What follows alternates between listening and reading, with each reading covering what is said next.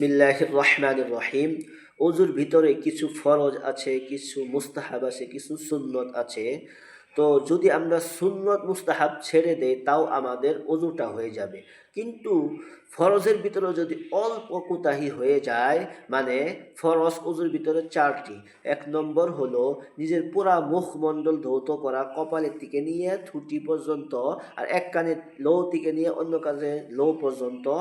এইটা পুরা ফরজ। এর ভিতরে যদি অল্প শুকনা থাকে, কতটুকু পরিমাণ, মানে যে আপনি সুই যে আছে, এই সুইয়ের আগার সমতুল্য যদি শুকনা থাকে, তবে আপনার অজুটা হবে না। আর অজু না হলে আপনার কি নামাজটাও হবে না। তদুপরি দ্বিতীয় নম্বর হলো কি, নিজের হাত ধৌত করা, আঙ্গুলের আগা থেকে একদম কনুই পর্যন্ত পুরো হাত ধৌত করা।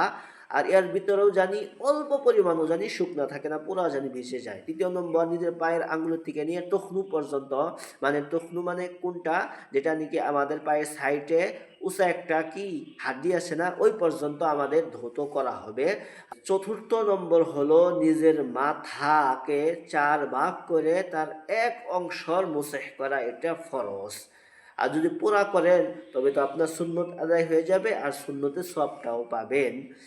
তো বন্ধুগণ, অজুর ভিতরে তিনবার যে ধৌত করা, সেটা কিন্তু একটা কি সুন্নত। যদি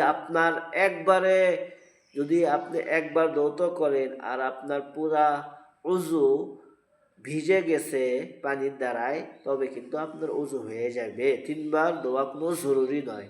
হ্যাঁ, যদি না ভিজে তবে কিন্তু আপনার তিনবারই ধৌত করা হবে।